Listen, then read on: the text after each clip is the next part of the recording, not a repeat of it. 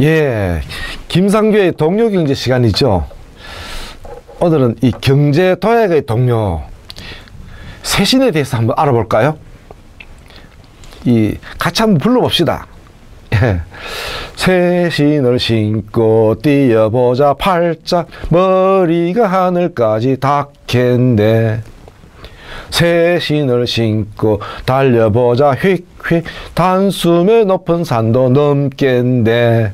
바로 이 새신이라는 동료는 1960년대에 윤석중 작가가 작사를 했고 손대업 작가가 작곡한 이 동료입니다.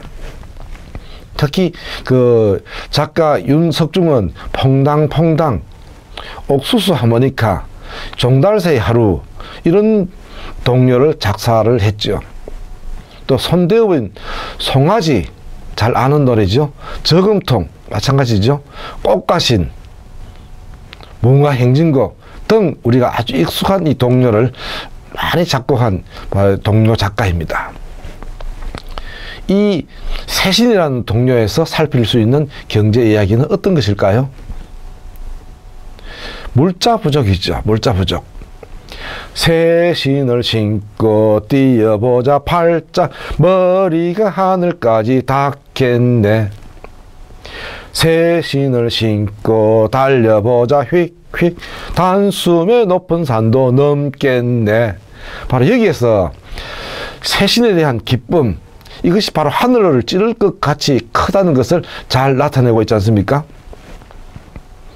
물자가 풍부해진 요즘 시대의 어린이들에게는 새신 때문에 기뻐 날뛰는 기분, 이것은 잘 이해되지 않을 수도 있겠습니다만은, 당시 1960년대에 1인당 국민소득이 100달러 내외였습니다. 바로 절대적 빈곤의 나라였죠. 절대적 빈곤의 상태였습니다.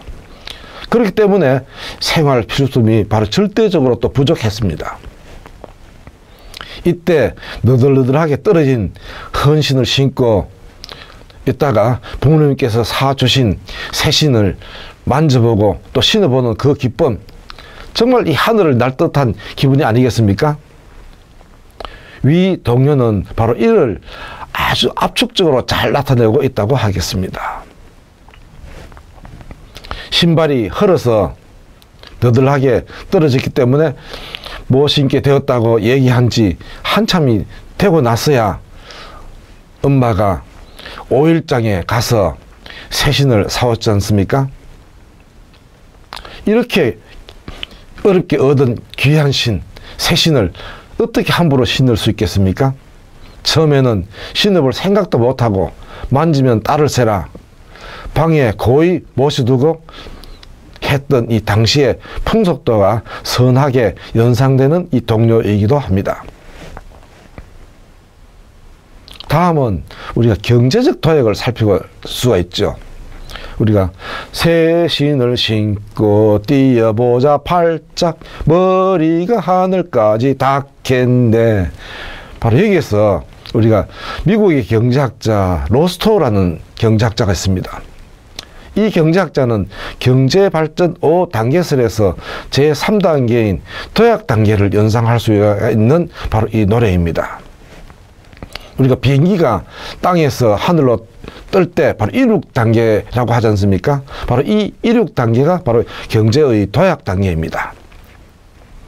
미국의 경제학자 이 로스토는 경제발전 5단계설을 주장했는데 제1단계가 전통적 사회입니다.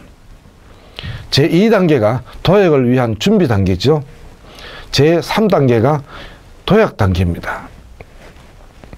제4단계는 성숙 단계죠. 제5단계는 고도 대중 소비 단계입니다. 이 로스토의 경제발전 5단계설이 왜 이렇게 중요했을까요? 그것은 당시 마르크스의 근대사 이론에 대한 대안이었기 때문입니다.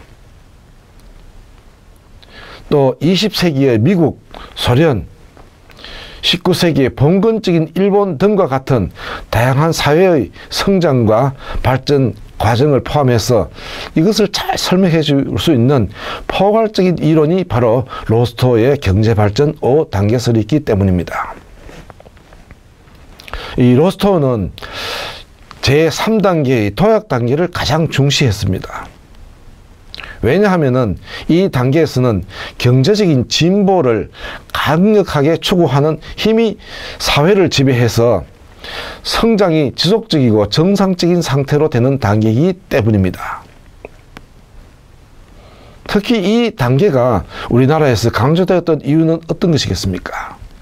그것은 바로 로스토가 1960년대 중반에 우리나라가 도약 단계에 진입했다고 말을 했던 것입니다. 우리나라에 와서 우리에게 도약의 용기를 심어줬기 때문이죠. 바로 1960년대 한국은 바로 이 도약 단계에 들어서면서 바로 과감한 경제개발 계획을 추진했지 않습니까? 그래서 바로 한강의 기적이라는 바로 이 고도 경제 성장이라는 바로 전 세계가 이목을 끌 만한 이런 바로 이제 그 성공을 일으켰지 않습니까?